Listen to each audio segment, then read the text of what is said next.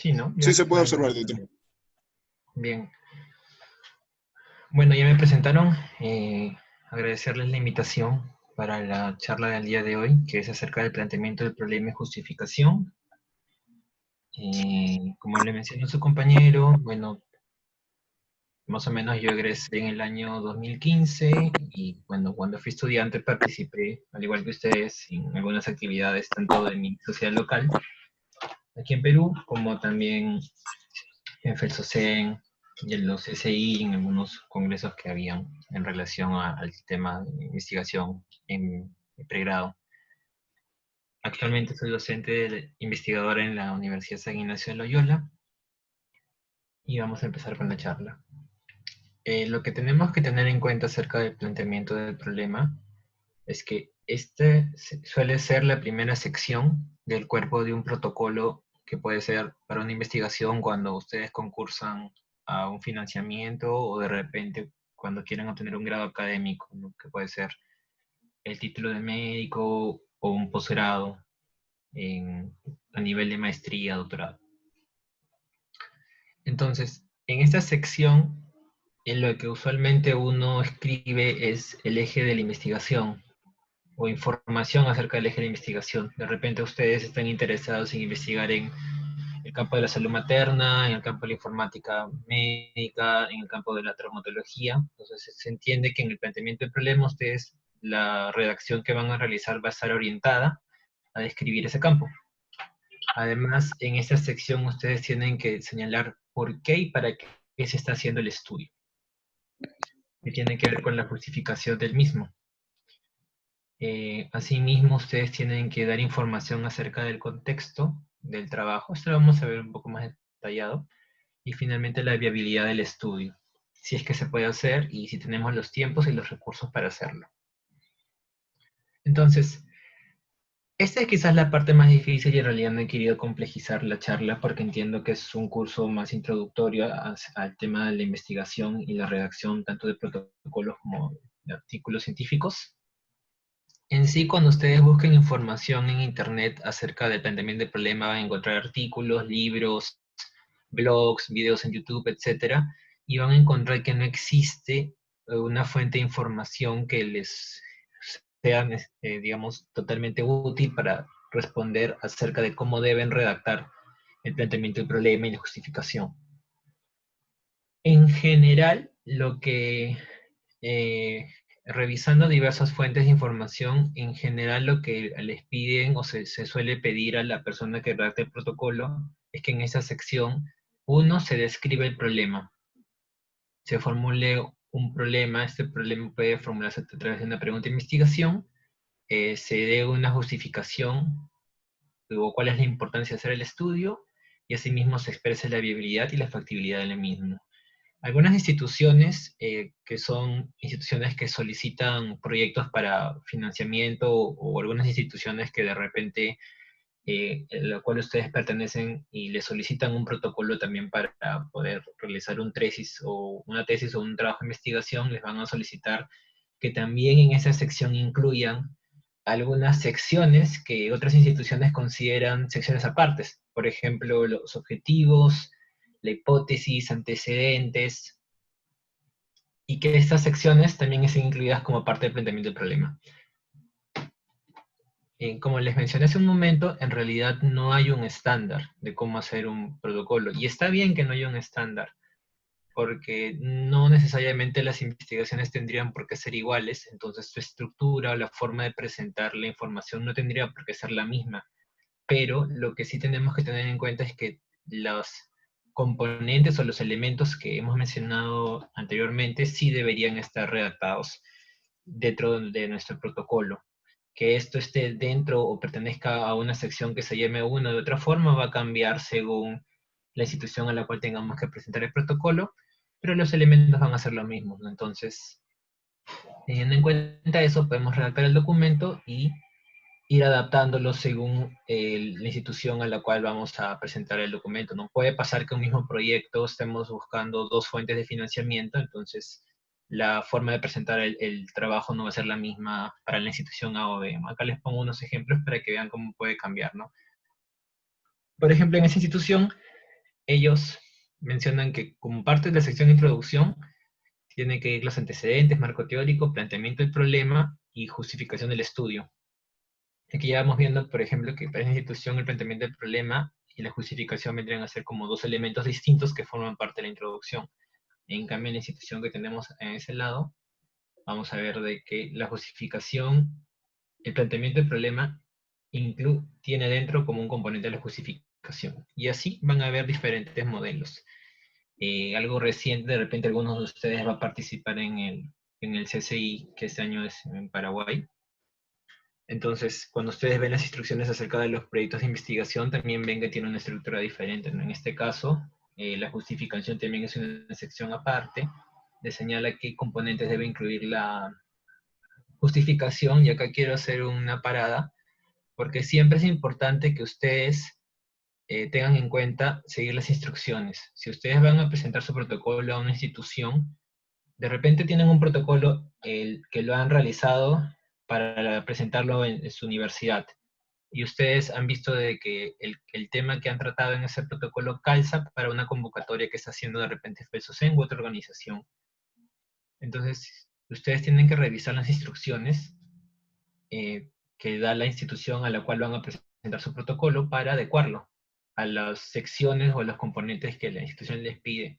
Como les mencioné anteriormente, es muy difícil que les pidan agregar alguna sección o algún contenido que ya no tengan en su protocolo, pero lo que sí va a cambiar es la forma o las secciones que tiene ese documento, y es lo que ustedes siempre tienen que tener en cuenta al momento de revisar. Por ejemplo, acá en el CCI, por ejemplo, no se corresponde con lo que les piden estas instituciones. Entonces, ¿qué tenemos que tener en cuenta? Que en el planteamiento del problema, en sí sería el equivalente a la introducción de un artículo original. Cuando nosotros leemos un artículo de investigación publicado en una revista médica, nosotros vamos a ver que este documento está escrito en lo que muchos llaman el IMRIT, la introducción, el método, el resultado de la discusión, que son las 4 secciones principales del cuerpo del documento. Claro está que en un artículo de investigación la primera parte va a ser el título, los autores, el resumen, las palabras claves, y luego viene el cuerpo, que vendría a ser el INRIT. En un protocolo, un proyecto de investigación, de igual forma. Usualmente tenemos el título, un resumen, y luego viene el cuerpo, y en el cuerpo de esta tesis, o del protocolo para una tesis, o del protocolo para un financiamiento, usualmente la primera sección es el planteamiento del problema. Entonces, como les mencionaba, el planteamiento del problema vendría a ser el equivalente de la introducción de un artículo científico. En un artículo científico, ustedes, cuando yo hago así, ustedes ven el mouse, ¿verdad? Sí, doctor. Sí, ok. Entonces, en la introducción, ustedes tienen,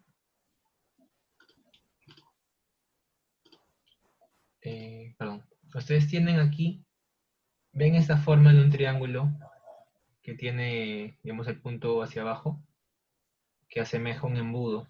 Y esa es una de las cosas que me gustaría que se lleven a casa de esta conferencia. Bueno, que están en casa, ¿no? Pero lo que me gustaría que queden en cuenta es que la introducción o el planteamiento del problema en el caso de un proyecto se escribe en forma de un embudo, y se dice así porque en un embudo la parte superior es más ancha que la parte inferior, que es donde se angosta.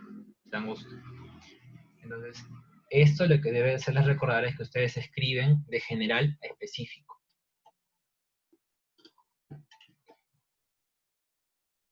Entonces, en el planteamiento del problema, uno tiene que describir el problema, y esta descripción sirve para brindar el contexto. Una persona que no es del campo de la salud, por ejemplo, ingeniero, una señora o una señora ama de casa, una persona que se dedica a ciencias ambientales, debería poder entender cuál es la necesidad de hacer el estudio a través de leer el planteamiento del problema.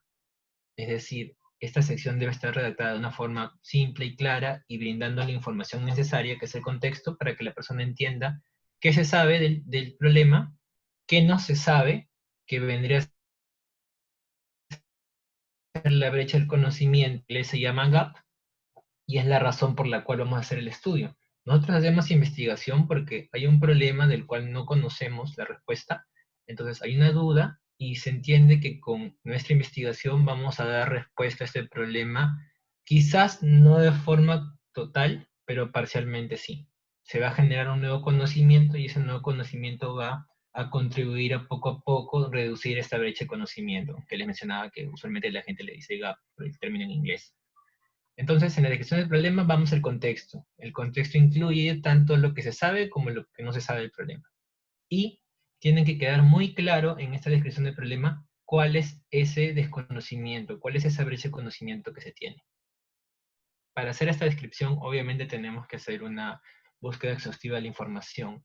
Yo tenía un profesor de investigación que solía decir, cuando tú planteas un problema de investigación debes pensar si realmente es un problema del conocimiento, o es decir, para la comunidad científica, médica, o es un problema tuyo por falta de tu conocimiento.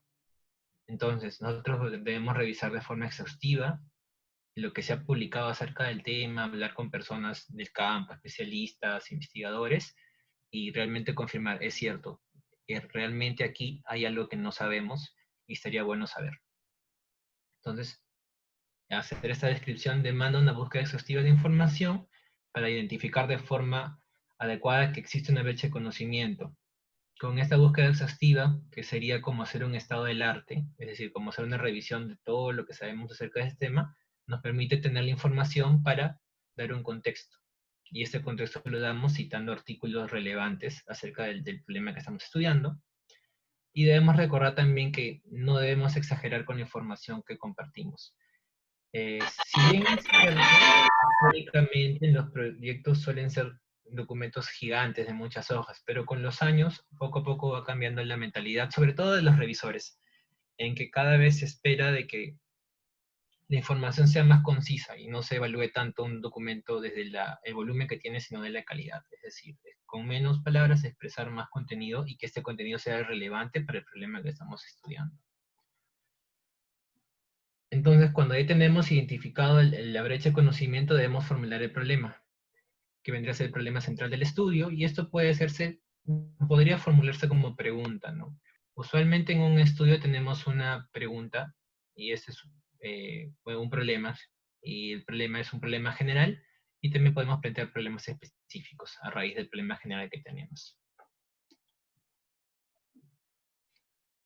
En algunas instituciones, como les mencioné, les van a pedir también que, como parte del planteamiento del problema, señalen los objetivos, que me parece que es parte de una de las charlas también del curso que están realizando, así que no vamos a profundizar mucho en esto. Pero en resumen, los objetivos expresan la finalidad de la investigación. En palabras sencillas, ¿qué es lo que vamos a hacer? Por ejemplo, determinar la prevalencia de morbilidad materna extrema en hospitales públicos en Perú. Ese determinar quiere decir que, bueno, vamos a calcular cuál es la prevalencia, ¿no? Entonces, el objetivo básicamente es decir qué es lo que vamos a hacer en el estudio. Y al igual que con los problemas, también pueden expresarse de forma de un objetivo general y un objetivo específico. El objetivo general responde el para qué vamos a hacer el estudio y los objetivos específicos son las actividades que debemos realizar para poder llegar al objetivo general. En sí, el objetivo general de un estudio, uno directamente no lo responde, sino uno a través digamos, alcanzar los objetivos específicos del trabajo, uno alcanza el objetivo general. La otra parte, justificación, que como lo vimos hace un momento, a veces está incluido como parte del planteamiento del problema o en algunos protocolos se los especifican que debe ir como una sección aparte en el documento. Algunos lo llaman justificación, otros le llaman justificación e importancia del estudio. En sí, esto se correspondería a lo que en inglés se conoce como rational, y lo que señala o lo que busca señalar esta sección es el por qué vale la pena hacer el estudio, cuál es la necesidad de hacer ese estudio. Es decir, que señala la importancia y cuál es el aporte que tendría nuestro estudio. y obviamente se tendría que relacionar con el gap, con la brecha de conocimiento. Tenemos una brecha de conocimiento, algo que no sabemos, y ¿por qué vale hacer la pena ese estudio? Es porque, bueno, es porque al tener identificado esta brecha de conocimiento, en el caso, por ejemplo, que les mencionaba, que nuestro objetivo era determinar la prevalencia de morbilidad materna extrema. Determinar la prevalencia de morbilidad materna extrema serviría para que los establecimientos o se conozca la magnitud de este problema y a raíz de conocerse la magnitud de este problema, poder plantear estrategias para la mejora de la calidad de atención en salud materna en los establecimientos, bueno, donde hemos realizado el estudio. Entonces tenemos una brecha que era no sabemos cuál es la prevalencia, encontrar los resultados y nosotros, que podría ser también una sección del planteamiento del problema de la hipótesis, en la hipótesis de repente nosotros consideramos que la prevalencia sería mayor que en países que forman parte de la OCDE, que suelen ser países más desarrollados. Entonces, al identificar esta prevalencia, nosotros podríamos ver cuál sería la calidad de atención que se está dando en esos establecimientos y plantear estrategias para la mejora. Entonces, esa sería parte de nuestra justificación. Y en la justificación también se entiende que si nosotros medimos que la prevalencia es alta, se identifican los problemas de calidad, se supone que al hacer esto y al mejorar la calidad vamos a mejorar los indicadores de salud materna y esto, en palabras sencillas, mejoraría la calidad de vida de las mujeres, en este caso gestantes o mujeres que han sido atendidas en relación a la gestación en su establecimiento. Entonces, la justificación tiene ese sentido en el proyecto. Y bueno, podríamos en la justificación también verlo de estas preguntas, que en sí es lo que les he mencionado en este momento, ¿no? ¿Cuál sería el impacto que tendrían los resultados de la investigación? ¿Quién o quiénes se beneficiarían con los resultados? ¿Estos resultados serían útiles para futuras investigaciones? Recordemos que nosotros identificamos una brecha de conocimiento, pero lo más probable es que nuestro trabajo no logre dar respuesta o no logre aportar todo el conocimiento que necesitamos o hemos identificado del conocimiento que carecemos. Pero podría servir para de repente iniciar o explorar un tema del que no se conoce mucho y que esto sea la base para futuras investigaciones. Asimismo, ¿de qué manera los resultados servirían para la mejora del estado actual de un sistema, ¿no? En el ejemplo que vimos, con los resultados, ¿qué podríamos hacer? Si encontramos que la prevalencia es alta y en el caso de la herramienta de la morbilidad materna extrema sirve para identificar cuáles serían los nudos en los cuales la calidad de atención no se está realizando de forma adecuada en servicios de salud materna, nos serviría para plantear mejoras a nivel de los procesos que se realizan en estos establecimientos, ¿no? Y así. Otro punto es la factibilidad y viabilidad. Son dos cosas que pueden sonar como sinónimos. Esto se ve más en temas de gestión de proyectos y sobre todo esto es más tomado del campo de la empresarial, de la administración. En sí, lo que ustedes deben pensar es factibilidad es si es que dispongo de los recursos para su ejecución. De repente tengo el tiempo para hacerlo, de repente, eh, por ejemplo, actualmente en Perú se está haciendo convocatorias de investigación para, acerca del COVID-19. Entonces, se plantea hacer te mencionan de que si tu trabajo sale seleccionado, debes tener en cuenta que la ejecución del proyecto debe ser realizado máximo en 3 meses. En 3 meses tienes que tener resultados como máximo. Entonces, realmente dispongo del tiempo para poder concluir con ese trabajo. De repente, la idea que yo tengo va a demandar por lo menos 6, 9 meses, entonces no tendría sentido aplicar esa convocatoria porque, bueno, no voy a poder cumplir con los plazos, ¿no? O de repente podría cumplirlo en 3 meses, pero requiero incrementar el tamaño de mi equipo de trabajo en 3 o 4 veces y eso se hace insostenible porque quizás el fondo que me dan para hacer el proyecto no alcanzaría para la remuneración de ese personal adicional. Entonces también deja de ser factible. Entonces la factibilidad tiene que ver con la disponibilidad de los recursos. Estos pueden ser recursos humanos, de insumos, tiempo o la logística para hacer un trabajo. Entonces factibilidad en sí es ver si es posible hacer el trabajo. En cambio, la viabilidad tiene que ver con la realización, con la realizabilidad del trabajo. De repente, yo tengo el dinero, tengo los recursos, pero de repente no tengo la forma de solicitar el aval institucional para realizar el estudio. De repente puedo tener el dinero, pero yo no estoy capacitado para hacer la investigación. De repente a mí me piden que el investigador principal del estudio tiene que tener por lo menos publicaciones o tiene que haber ganado algunos fondos previamente en el área de la convocatoria. Y de repente no tengo esa experiencia. Entonces, puedo tener el dinero, puedo tener el recurso humano, etcétera, pero no tengo las capacidades, en este caso la experiencia para hacer el trabajo, o de repente el trabajo que quiero realizar solo puedo hacerlo en una institución en el país y esa institución no tiene los equipos, entonces tampoco puedo realizarlo. Entonces, por más que pueda tener dinero o el tiempo, no va a ser posible conducir el estudio. En el caso de la viabilidad tiene que ver con la sostenibilidad.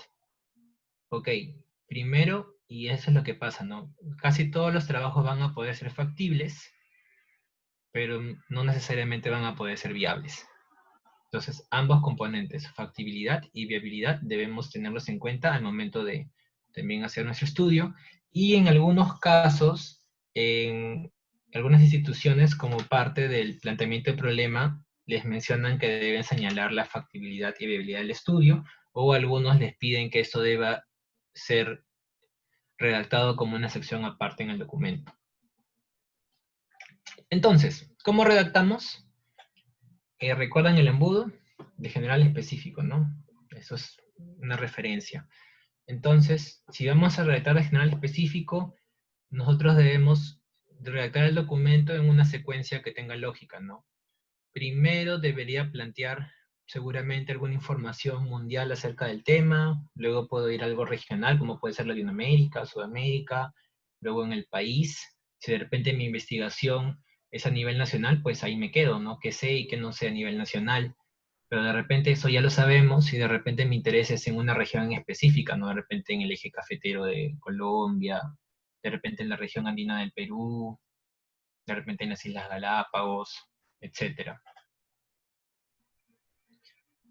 De repente en la misma, a nivel departamental, distrital, que son unidades territoriales, administrativas, depende, eso puede cambiar de nombre, municipios, puede cambiar de nombre según el país donde ustedes vivan, pero vamos, la idea es que vamos bajando, ¿no? De un nivel más macro, más grande, hasta lo más específico, en este caso hasta el nivel que nosotros queremos hacer nuestro trabajo, ¿no? De repente queremos hacer un trabajo en escuelas o en hospitales, y de repente acerca del tema tenemos datos a nivel país y a nivel de la región donde vivimos, pero a nivel de la zona o a nivel local no tenemos esa información. Entonces, deberíamos hacer una descripción del estado del conocimiento, teniendo en cuenta esta degradación, ¿no? de lo general a lo específico.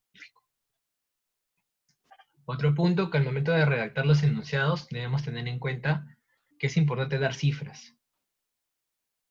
En un ejemplo, la mortalidad materna es un problema de salud pública que ha disminuido en las últimas décadas. Yo leo ese enunciado y me puedo plantear muchas cosas, ¿no? Muchas preguntas. ¿Por qué es un problema de salud pública? ¿Cuánto ha disminuido en las últimas décadas? De repente pasó de 200 muertes por año a 198 muertes por año. Son 2 muertes menos, sigue siendo disminución. Realmente esa disminución es significativa. Entonces, este tipo de oraciones debemos evitar, muy generales. Cuando nosotros damos un fundamento y recordemos que esta sección está pensada para dar contexto, nosotros debemos respaldarnos en citas, en fuentes de información. Entonces veamos el siguiente ejemplo. La mortalidad materna es un problema de salud pública. Ok. A nivel mundial, entre 1990 y 2015 se estima que ocurrieron un total de 10.7 millones de muertes maternas a nivel mundial. O acá hay una repetición a nivel mundial, hay que corregirlo. Existiendo una reducción de la razón de mortalidad materna de 385 a 216 muertes por 100.000 nacidos vivos, disminución relativa del 43.9% y pone dos referencias. En el siguiente caso, vemos de que nos dice que es un problema y nos da datos, ¿no? A nivel mundial, en este caso, nos señala qué ha pasado. Entonces, el lector, que recordemos es el principal aquí, en el caso de los protocolos, sobre todo su lector va a ser una persona jurado, un evaluador, que si bien puede ser entendido del tema, no necesariamente va a conocer todos los temas, ¿no? Si estamos en medicina, de repente puede ser investigador y puede entender el método científico, pero de repente es un especialista en traumatología y no necesariamente va a estar al tanto de cómo va el problema de la morbilidad materna extrema o del tema de salud materna. Entonces nosotros tenemos que brindarles información para que el lector, en caso de los protocolos, como les digo, solamente es un evaluador, diga, ah, ok, es un problema porque, bueno, las cifras son altas, ¿no? A pesar de que ha pasado muchas décadas. Entonces, demos cifras al momento de redactar.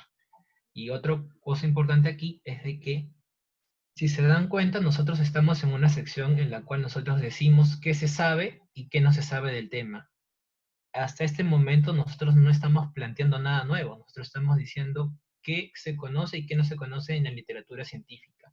Entonces, como toda esa información no es parte de lo que estamos generando nosotros como nuevo conocimiento, se entiende que todos estos enunciados tienen un origen, tienen una fuente, entonces siempre deben tener una cita, o van a ser cita, van a ser acompañadas de la cita, ¿no? No olvidar eso, porque si no lo colocamos estaríamos cometiendo plagio, que es una falta ética. ¿Qué recomendaciones les puedo dar? Una de las importantes sería que usen un almacenamiento en la nube, lo que se llama el cloud, ¿no? ¿Por qué? Porque en el desarrollo de la investigación, ustedes van a estar en un proceso iterativo, van a estar teniendo cada vez nuevas versiones del documento, va cambiando el documento, etcétera. Entonces, tener copias de respaldo en Internet les va a permitir muchas cosas, ¿no? Uno, se les puede malograr la computadora; dos, se les pueden robar la computadora o la laptop o el celular. Eh, Puede que por error guarden una versión una versión anterior encima de la versión actual. Pueden pasar muchas cosas. Entonces, siempre es recomendable que puedan usar alguna nube para guardar sus documentos, ¿no? Hay nubes gratuitas, OneDrive, Google Drive, también pueden usar algunas de pago, ¿no? Como el Dropbox. Si tienen un iPhone, les dan iCloud. Otra recomendación, usar alguna herramienta ofimática para trabajo colaborativo. Usualmente nosotros usamos Microsoft Word para redactar. Sin embargo, ustedes podrían usar el Office 365, que también es de Microsoft, pero que permite que ustedes trabajen en línea, con diferentes versiones del documento, o usar el G Suite de Google para también escribir en simultáneo, ¿no? Tener un único documento, y esa es una gran ventaja, tener un único documento en el cual ustedes puedan hacer un protocolo. Es muy difícil que ustedes hagan un protocolo como únicos autores, a menos que sea un protocolo para la tesis de un grado, ¿no? Para ser médico, o posgrado, maestría, doctorado. Entonces, eh, estas herramientas ofimáticas para trabajo colaborativo son excelentes porque les permite trabajar en línea, saber qué están avanzando, poder avanzar sobre el mismo documento a la vez y ir haciendo una retroalimentación entre los autores en tiempo real, ¿no? Es muy útil que puedan plantearse y ver la posibilidad de usar alguna de estas fuentes, ¿no? Otra recomendación sería usar algún software para la administración o la gestión de las referencias, ¿no? Debemos recordar, ya lo acabo de mencionar, es que la redacción es un proceso iterativo. De repente ustedes escriben hoy día X, Y, Z, mañana lo mantienen, pasado deciden borrarlo y de acá a 2 semanas deciden nuevamente incluir esa información que viene acompañada de una cita. Entonces, al ser un proceso que escribimos, borramos, escribimos, sobreescribimos y demás, es muy probable que también las citas vayan moviéndose. Entonces, usar un gestor de referencias les facilita mucho, les ahorra bastante tiempo. No tienen que estar escribiendo o cambiando los números de forma manual.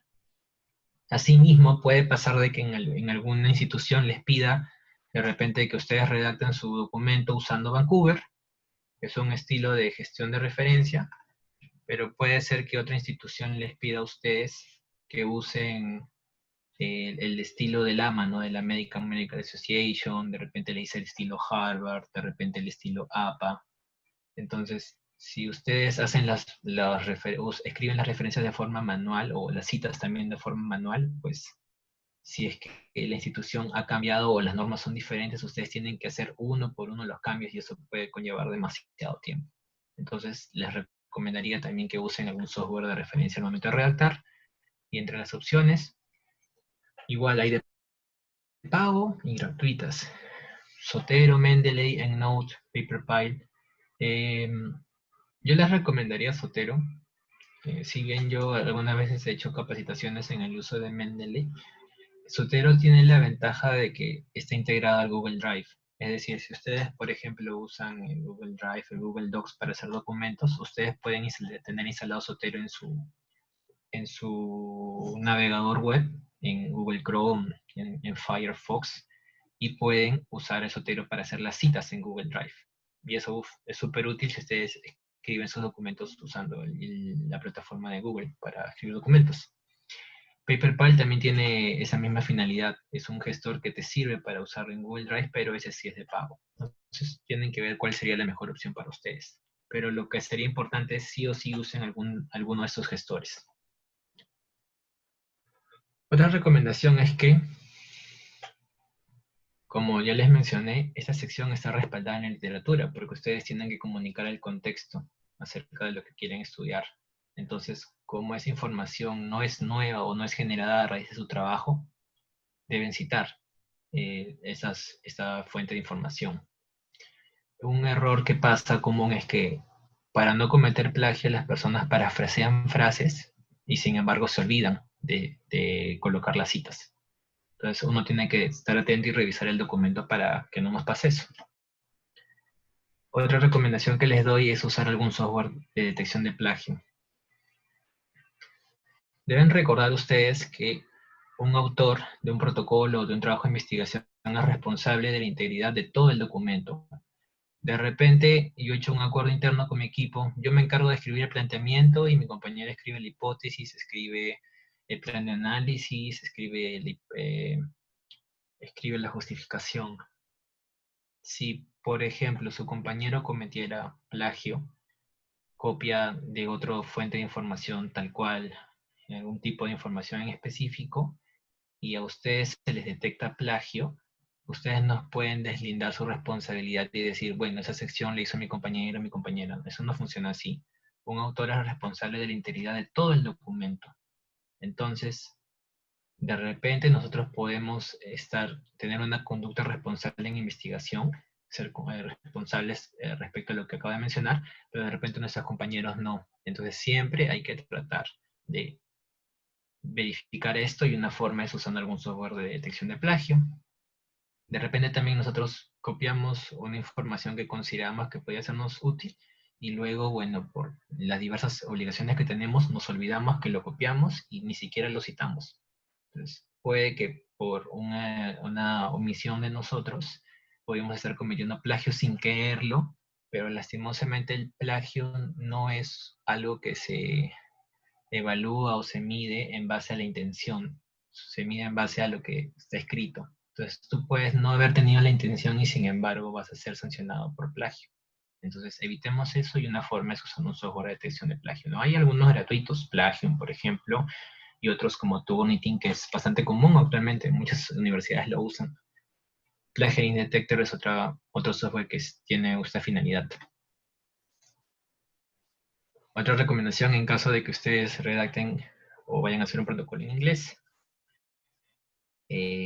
hacerlo revisar por un nativo. Posiblemente muchos de ustedes no sean nativos del idioma inglés.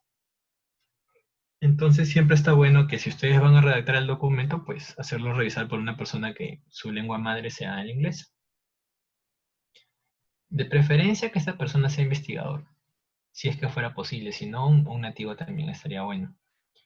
Otra forma es hacerlo revisar por un traductor, de repente su universidad dispone de ese servicio y bueno, no les cuesta o de repente van a tener que pagarlo.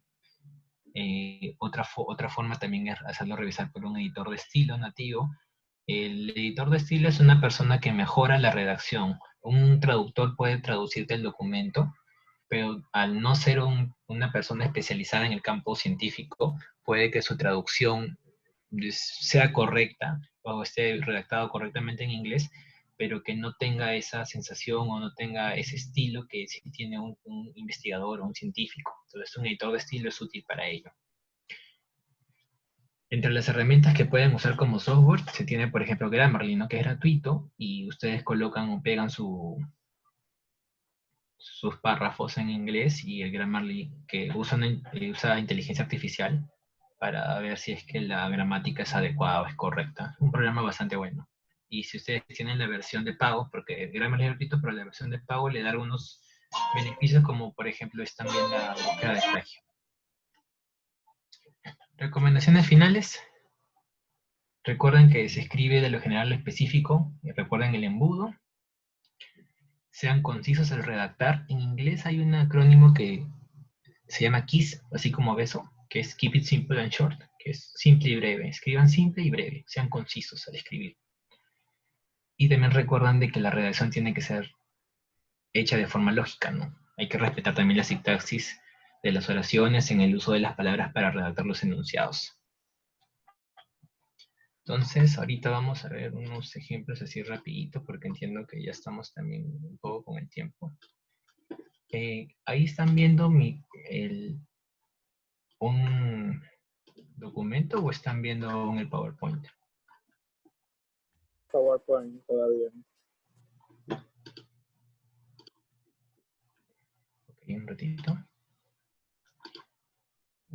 Creo que ahora sí ven un PDF, ¿no? Ahora sí. Una página. Ok.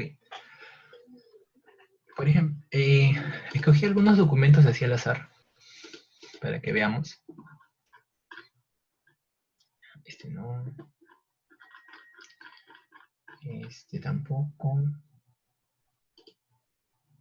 Este. Ya. Entonces, por ejemplo, este caso es una tesis de grado de maestría.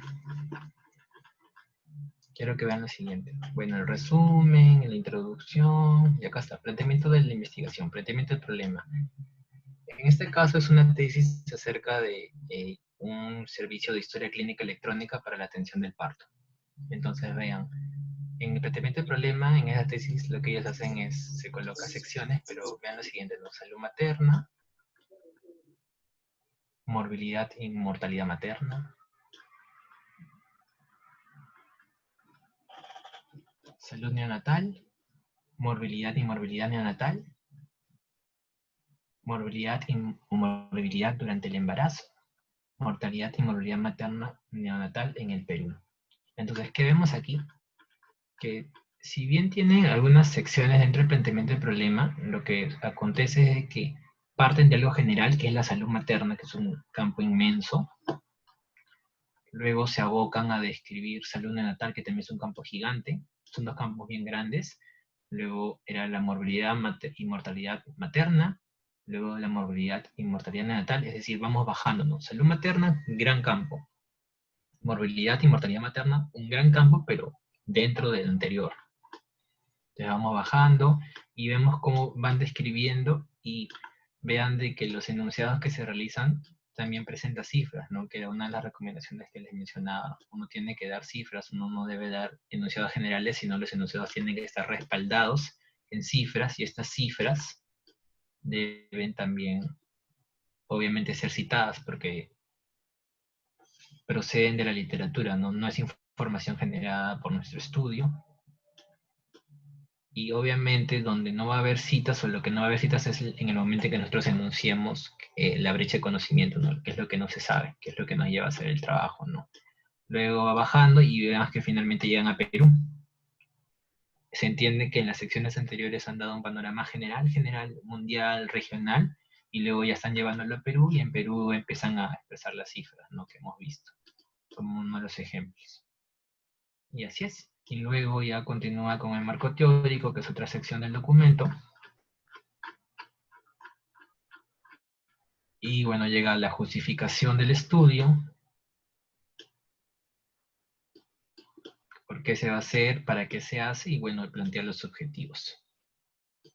En este otro ejemplo, que es una herramienta en salud móvil para mejorar la performance de un agente comunitario en el desarrollo de los niños.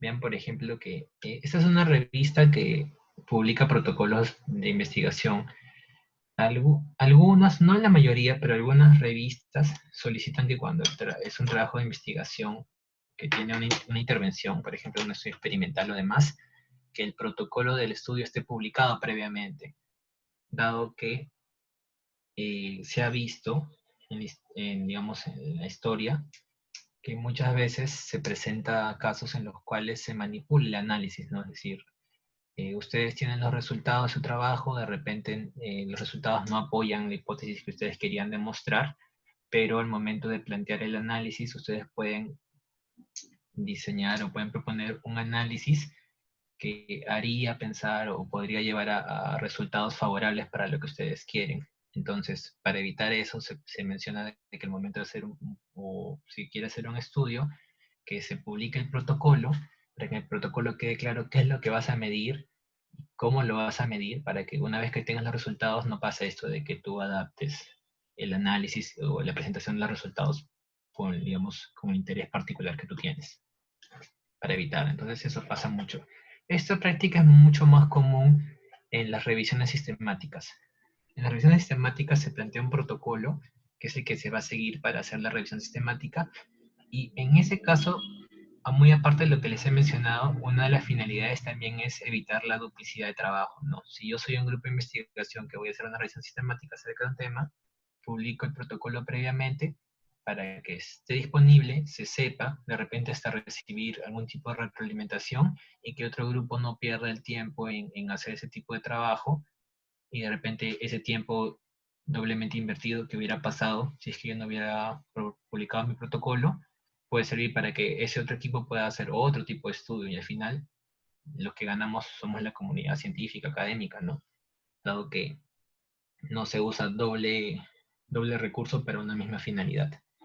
Bueno, en este otro ejemplo, vean que ellos solo tienen una sección de background y de hipótesis, pero en este background ellos te mencionan cómo es el problema de los niños en cuanto al desarrollo cognitivo en países de medianos y bajos ingresos, y en todo el documento lo que hacen es que parten con esa premisa que es la general, que es la parte superior del embudo, y luego te llevan a la zona amazónica del Perú, ¿no? Que es donde se realiza el estudio y más o menos te habla, y finalmente te expone cuál es el interés, el objetivo del estudio, a partir de que en esta sección del documento te señala cuáles son o cuál es la brecha de conocimiento, qué es lo que no se sabe.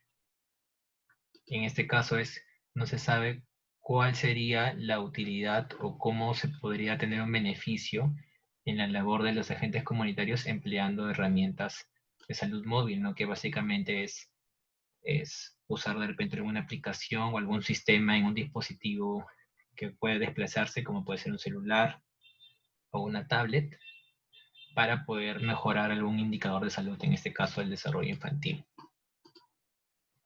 Y ya, creo que estamos en el tiempo. Como siempre, gracias por la invitación. Espero les haya quedado claro, les haya servido. Entiendo que, bueno, el tiempo no es muy largo y es un tema un poco extenso, pero creo que hemos podido revisar de una manera general y creo que hemos dado algunos puntos claves que les puede servir al momento de que ustedes quieran redactar su planteamiento del problema. Ese es mi contacto por si quieren escribirme. Pueden hacerlo a través de mi correo. Y muchas gracias nuevamente por la invitación.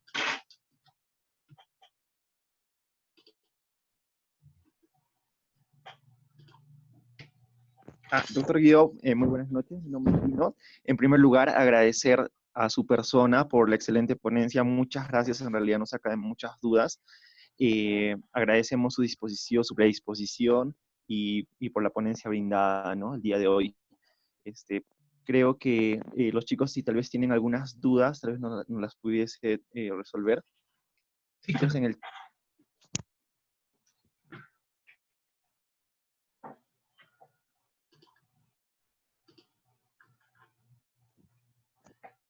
Mencionar, ¿no? Que en realidad el planteamiento del problema es una de las partes fundamentales al iniciar nuestros protocolos, nuestros trabajos de investigación.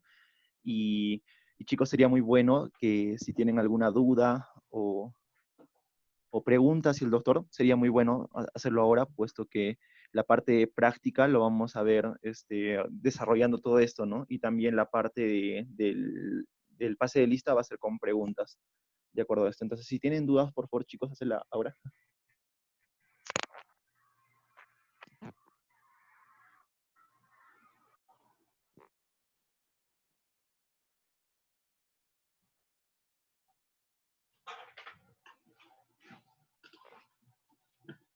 Bien, chicos, vamos a dar unos 5 minutos más para las preguntas. En caso contrario, vamos a proceder a terminar la ponencia. ¿Cómo están haciendo con la información? ¿A ti te envío por correo la exposición para que la compartas? ¿Cómo están haciendo? Ah, sí, doctor, si es que nos pudiese brindar sus diapositivas y también las partes que menciona en la, en la ponencia. Nosotros lo estamos subiendo todo a Schoology. Tenemos una plataforma, un curso en Schoology, Ujú. y ahí tenemos tests, les hacemos unos cuestionarios a los chicos acerca de la ponencia, que es la asistencia, y también subimos toda la información que se nos va brindando en las ponencias. Ok, entonces te lo envío el correo para que lo subas por ahí. Sí, doctor, muchas gracias más bien por eso. Me-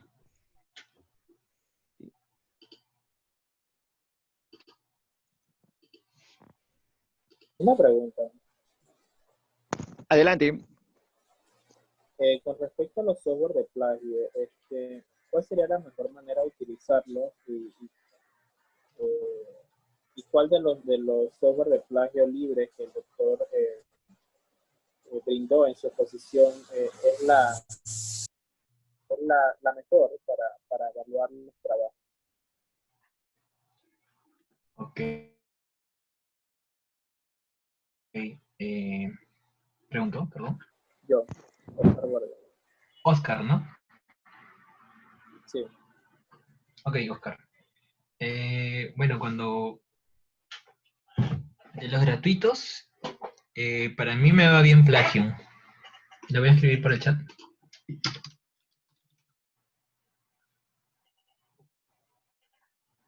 Plagium. El tema con Plagium es que tiene un límite, si no me equivoco, de palabras al día. Entonces, de repente lo que podrías hacer es usarlo en días diferentes, vas viendo secciones diferentes de tu documento, ¿no? En sí, el estándar que se usa es el Turnitin, pero ese sí es de pago, ¿no? Y en este caso eh, va a depender de si es que tu universidad o de repente tu grupo de investigación tiene acceso a una licencia del software, ¿no? Pero yo te recomendaría el Plagium y en caso de gratuito, y si tienen el Turnitin, pues el Turnitin. Ahora, ¿en qué momento hacerlo o usarlo? En realidad va a depender del avance de tu trabajo, pero yo te diría que al igual que revisar la redacción, revisar que no estés dejando de citar documentos, lo hagas de una forma sistemática, ¿no? Es decir, de repente lo puedes plantear y decir, todos los lunes o todos los martes voy a correr el programa y voy a ver si es que detecto algún plagio, ¿no? O sea, no hacerlo cuando, digamos, nos iluminamos, sino tenerlo ya predefinido, ¿no? Cada cuánto tiempo vamos a hacer esa revisión. Muchas gracias, doctor, por la respuesta. Ok, de ahí había una acá, creo. Giancarlo, ¿cuál es tu duda, Giancarlo, en la revisión sistemática? Giancarlo Tejada.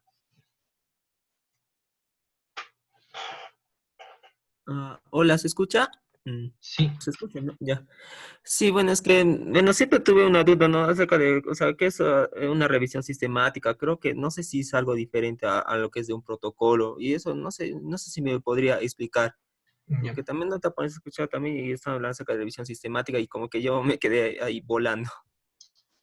Ok, mira, la revisión sistemática es un tipo de estudio que se realiza para evaluar un tema. Por ejemplo, eh,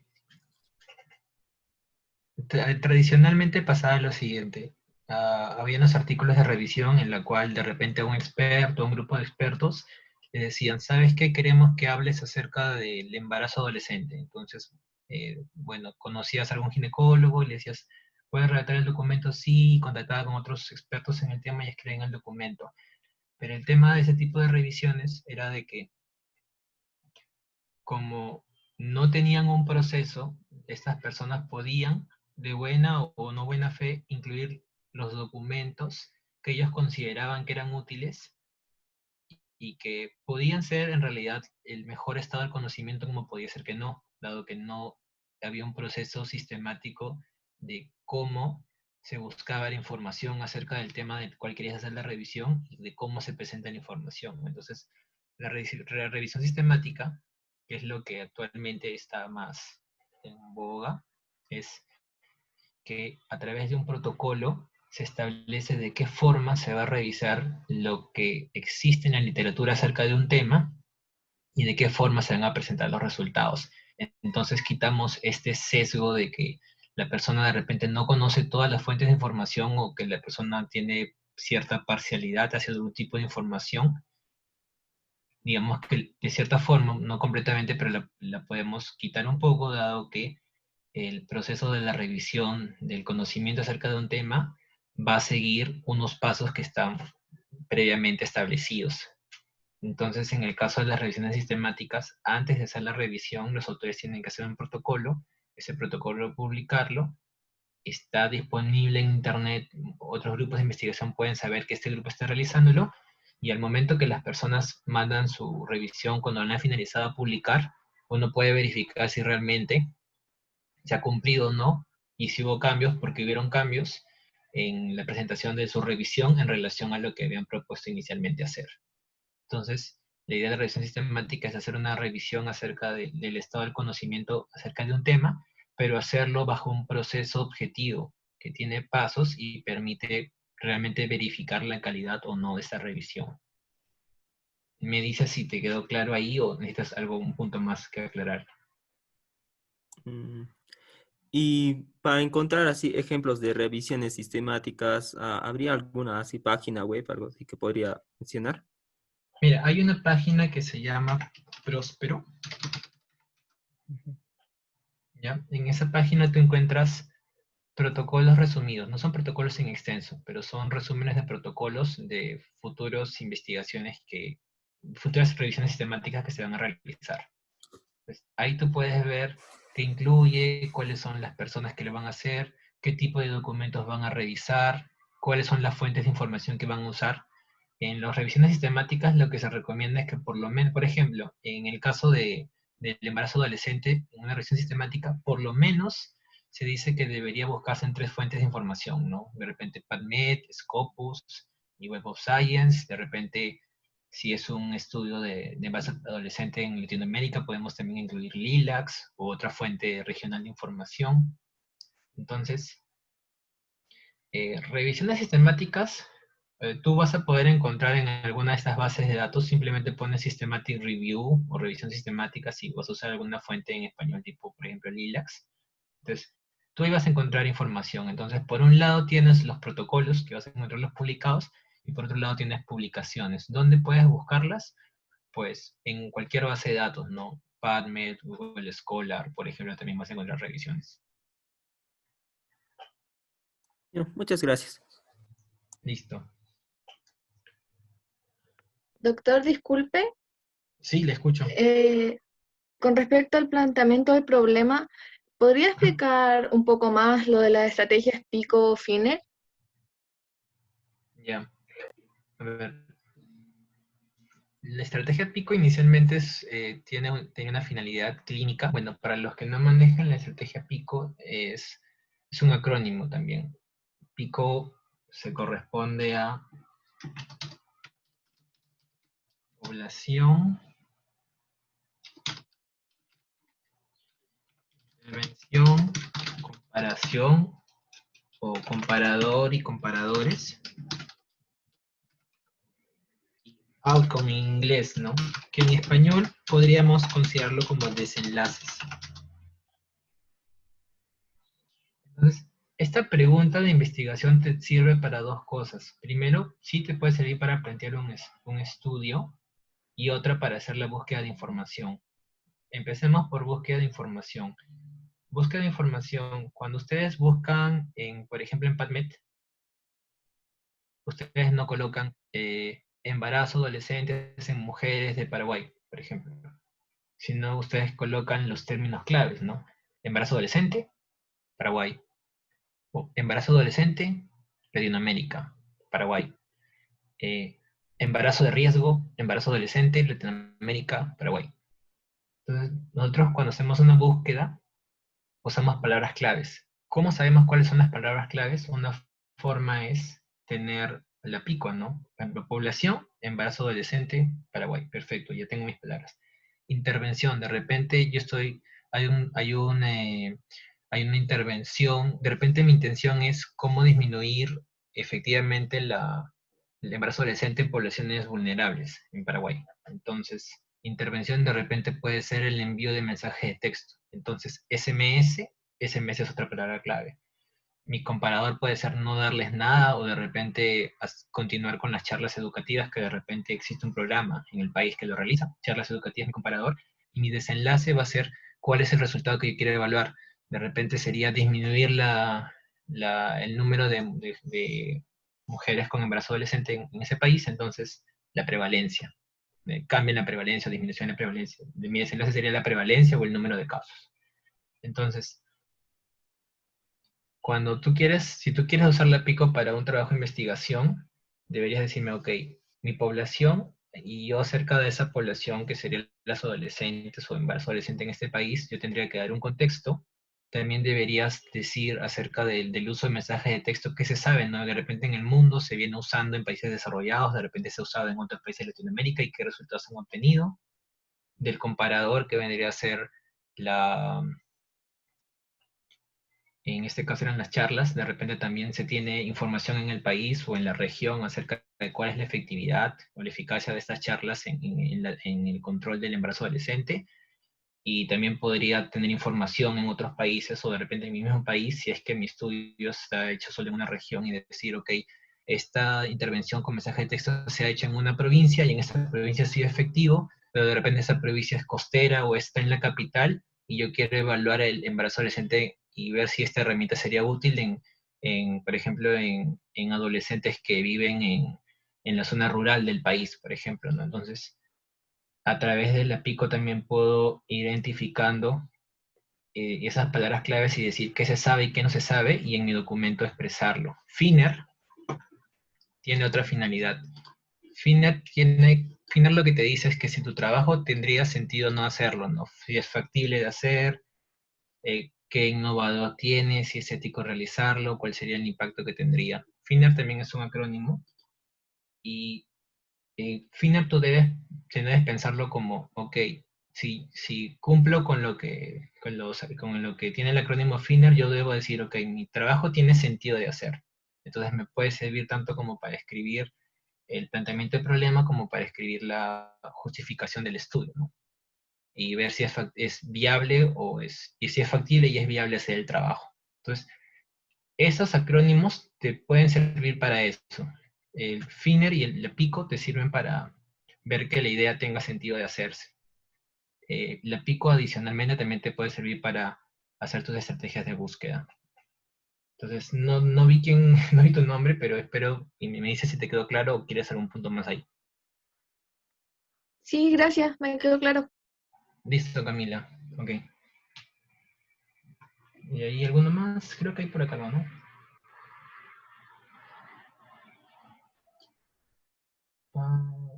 Sí, doctor, teníamos también preguntas en la plataforma de YouTube y creo que también las escribieron en el chat de aquí.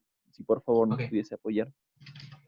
En la escritura del protocolo es como vamos a trabajar. En sí, la escritura del protocolo es como vamos a trabajar. Así es, recuerda que, Gabriel, el protocolo sirve, más o menos es como la receta que tú vas a seguir para hacer tu trabajo.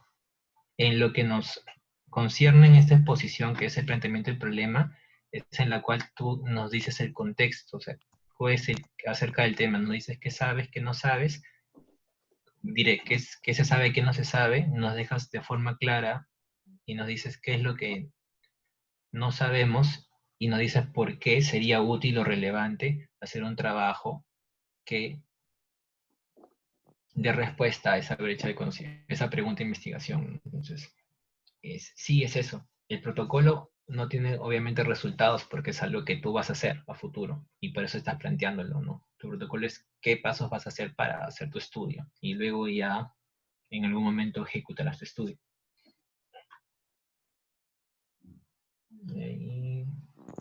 Y Doctor, bueno, las siguientes dime. preguntas son, ¿cómo es el proceso de publicación de protocolos? Supongo Ya. que se refieren, bueno, como existe, ¿no? Le dejo a usted, doctor. Ok. Vamos a ver.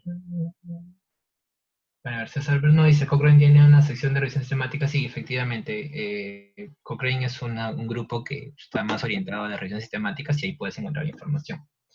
De ahí, ¿cómo es el proceso de publicación de protocolos? Aquí hay dos cosas. Como le mencioné en la charla, ustedes hacen protocolos con distintas finalidades. En algunos casos es para cuando ustedes quieren postular algún financiamiento. Entonces, la institución que va a dar el dinero o los recursos les dice, preséntame un protocolo y dime qué vas a hacer. Entonces, ese protocolo no se publica, sino ese protocolo es enviado a esta institución que va a tener un jurado de evaluadores y revisan que el protocolo, y si consideran que tu protocolo es el mejor o el que mejor responde a la convocatoria, pues te dan como ganador del financiamiento y tienes el dinero o los recursos para ejecutar tu trabajo. En ese caso no se publica.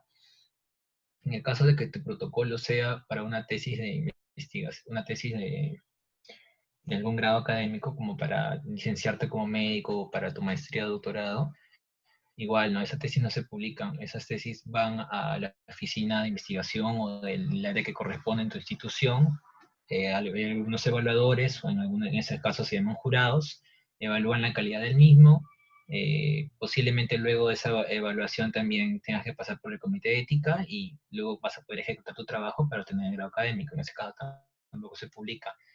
Los protocolos que usualmente se publican es cuando haces ensayos clínicos o cuando quieres hacer una revisión sistemática. En ese caso hay plataformas, como mencioné, Prospero, o algunas revistas que también están especializadas en solo publicación de protocolos. Entonces tú ahí sí puedes presentar tus protocolos para que estén disponibles, también recibes un feedback y bueno, luego puedes ejecutarlo. Y de ahí decía, planteamiento de problema específico en estudios multicéntricos.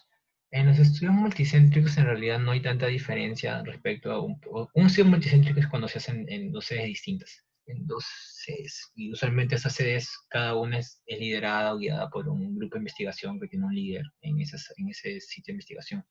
Entonces, lo que tendrías que dar en cuenta es que según el problema de investigación que estás estudiando, debería justificarse o tener sentido por qué se hace el estudio multicéntrico, cuando de repente hay diferencias entre los sitios de investigación y esa diferencia puede ser o podría influir en los resultados o en el fenómeno que estás estudiando. Entonces, básicamente la diferencia sería que en el estudio, en cuál va a ser multicéntrico, tendrías que adicionalmente especificar cuál va a ser la relevancia de hacer el estudio en diferentes sitios o de qué forma hacer el estudio en diferentes sitios, da una respuesta más clara acerca de lo que estás estudiando.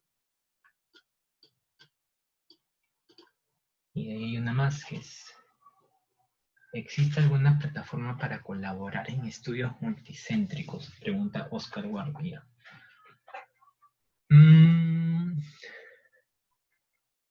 Pues la verdad que no te podría dar una respuesta en este momento, lo buscaré, en todo caso luego me puedes escribir para el email y si encuentro una respuesta por ahí podemos conversar. Más que todo lo que podría decirte o lo que veo es que hay convocatorias en las cuales las instituciones que buscan financiar algún tipo de iniciativa sí exigen que el estudio sea multicéntrico. En muchos casos, o por ejemplo, hay la colaboración que algunos llaman norte-sur, ¿no? De repente en algunas convocatorias que son para hacer estudios en países de menor desarrollo económico, piden o solicitan que el grupo de investigación que va a hacer el trabajo eh, incluya profesionales de otros países o de algunas instituciones internacionales, entendiéndose que en esas instituciones internacionales seguramente tengan recursos humanos con mayor capacitación o con capacitación específica para realizar algún tipo de estudio o dispongan de algún tipo de recurso material que de repente no hay en los países en los cuales se está haciendo la convocatoria. o también porque se busca que a través de esta investigación se empiecen a generar redes colaborativas entre países de mayor desarrollo en algunos campos, para que esta experiencia del trabajo colaborativo sea un proceso también de aprendizaje y de beneficio para los investigadores de los países que tienen menores recursos. Entonces, eso es lo que podría decir, ¿no? Que sí se promueve ese tipo de colaboración, pero exactamente una plataforma en la cual tú ingreses para ver qué trabajos colaborativos se van a hacer, pues no he visto. Lo que sí hay es que en algunas plataformas de sociedades específicas, de repente en cardiología, etcétera, hacen llamados a convocatoria y en esas convocatorias te señalan la necesidad de hacer trabajo colaborativo interinstitucional, eso sí.